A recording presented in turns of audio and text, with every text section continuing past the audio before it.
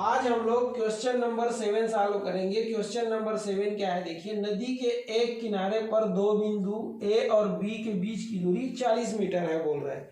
तो सबसे पहले आप नदी का एक किनारा बनाइए। ये देखिए नदी का एक किनारा है, यहाँ पर दो बिंदु ये ए और बी स्थित है, ठीक। इनके बीच की दूरी कितना बोल रहे हैं, तो इनके बीच की दूरी बोल रहा है आपको 40 मीटर। ये देखिए आपका प्रश्न, ये दोनों बिंदुओं के बीच की दूरी कितना बतला रहा है, 40 मीटर, ठीक। अब आगे क्या बोल रहे हैं, देखिए। नदी के इस किनारे के समानांतर दूसरे किनारे पर एक बिंदु सी है बोल रहा है। तो ये देखिए नदी के इस किनारे के समानांतर ये एक दूसरा किनारा है, तो इस पर एक बिंदु क्या है, सी है। और ये सी बिंदु कैसा है, देखिए। तो बी ए सी बराबर 60, तो बी ए सी मतलब इसको इससे मिलाओगे तो ये कितने अंश का है, 60 अंश का है बोल रहा है। ये इससे मिला दिए ना, ये सी हो गया आपका ये।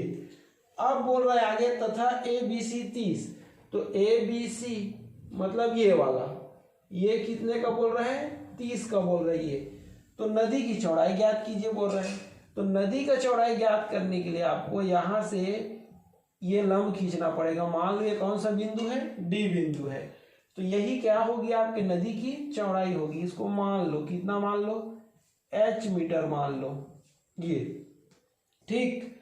ये आपका क्या हो गया, ये नदी हो गया। ये आपका नदी है ये, ठीक। अब अपन सॉल्व करना स्टार्ट करेंगे। तो यहाँ लिखेंगे, ये देखिए है ना, ये चित्रानुसार लिखेंगे, ये चित्रानुसार, ठीक। क्या लिखेंगे, देखिए। माना नदी की चौड़ाई, ये नदी की चौड़ाई क्या माने हैं, सी डी। ये सी डी बराबर क्या है, h मीटर है ये, ठीक। अब देखिए यहां से यहां कितना है, 40 है। तो मान लेते हैं कहीं इसको हम x मीटर मानते हैं, ये एडी को। तो ये कितना हो जाएगा, तो ये हो जाएगा 40 ऋण x मीटर ये, ठीक। अब क्या करेंगे, तो लिखेंगे ये समकोण ये त्रिभुज। ये देखिए ये जो चौड़ाई है वो लंबवत रहेगा, कैसा रहेगा, लंबवत रहेगा ये। तो यहाँ 90-90 अंश का कोण बन जाएगा। तो अपन लिखेंगे ये समकोण त्रिभुज किसमें, देखिए। तो ए डी और सी, ये समकोण त्रिभुज है। तो समकोण त्रिभुज ए डी सी में, ये ए डी सी में ये। इसमें अपने को क्या क्या लेना है, देखिए। तो अपने को ये आधार को लेना है और किसको लेना है, ये लंब को लेना है, ठीक है। तो लिखेंगे सूत्र से, क्या लिखेंगे, सूत्र से। तो सूत्र से क्या होता है, टेन थीटा बराबर क्या होता है, लंब बटे कितना हो जाएगा, आधार, ये हो जाएगा, ठीक। तो यहाँ पर क्या होगा, देखिए। यहाँ पर ये टेन थीटा का मान कितना है, 60 अंश बराबर इस समकोण त्रिभुज ए डी सी में देखिए लंब क्या है, सी डी।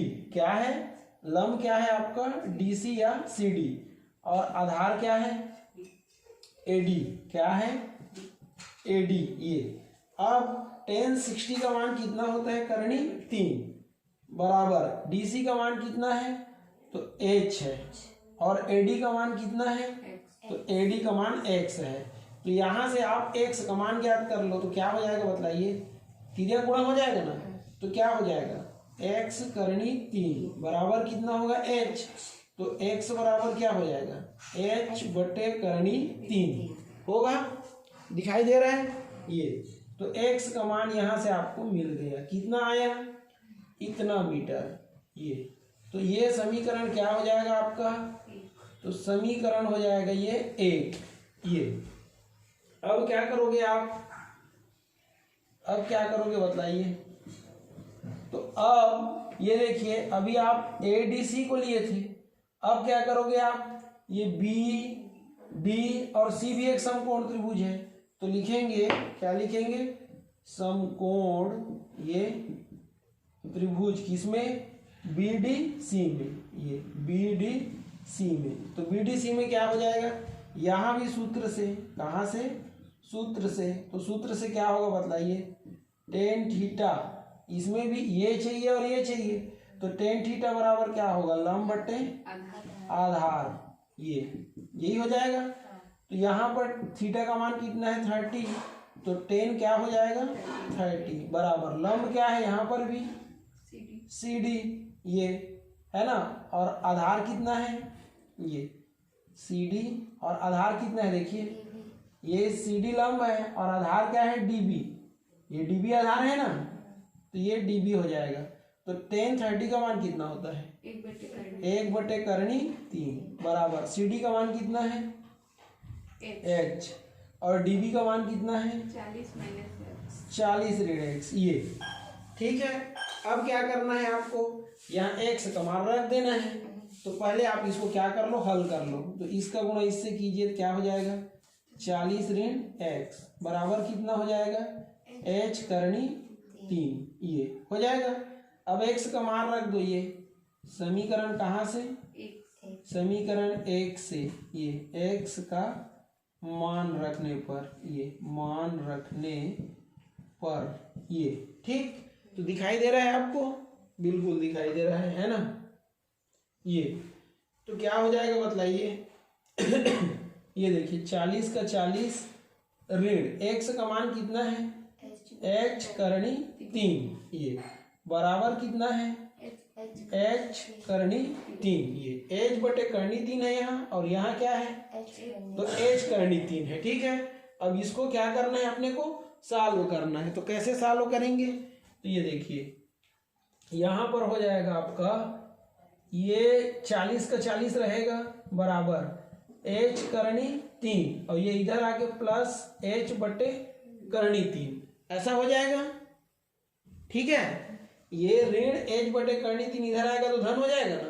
अब इसको आगे सॉल्व करेंगे, तो यहाँ करते हैं, तो ये क्या हो जाएगा देखिए, ये 40 का 40 बराबर, ये दोनों में क्या कॉमन है h कॉमन है, तो यहाँ क्या बचा करनी 3 धन 1 बटे करनी 3 बचा ना। अब हल करेंगे इसको, तो 40 बराबर ये h, और ये क्या हो जाएगा, तो ये देखिए करनी 3 धन 1 बटे करनी 3, तो ये ऐसा है, लघुत्तम निकालेंगे तो कितना आएगा करनी 3, इसका इससे होगा तो केवल 3, और इसका इससे होगा तो 1, तो 4 बटे कितना हो जाएगा करनी 3 हो जाएगा। तो हम डायरेक्ट इसका मान रख दें, तो ये इसको हल करने से कितना आ रहा है 4 बटे करनी 3, तो ये 40, अब h के साथ ये गुणा कर रहा है, इधर आके उलट जाएगा ऐसा, करनी 3 ऊपर चला जाएगा और 4 नीचे आ जाएगा, बराबर कितना आ जाएगा h, तो 4 एकम 4 एकम 4 शून्य, तो 10 करनी 3 आया, किसका मान आया h का, ये तो हमको क्या ज्ञात करना था h का मान ज्ञात करना था ना, तो हम लोग यहाँ लिख देंगे, यहाँ पर क्या लिख देंगे ये, अतः ये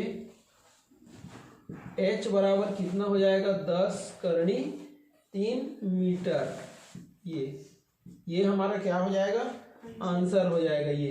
तो नदी की क्या पूछा था, चौड़ाई ज्ञात कीजिए, तो यहाँ पर लिखेंगे ये नदी ये की चौड़ाई कितनी होगी, तो नदी की चौड़ाई 10 करनी 3 मीटर ये होगी, ये ठीक है।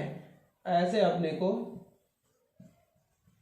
सॉल्व करना है, ठीक है। तो ये हमारा सवाल बन गया।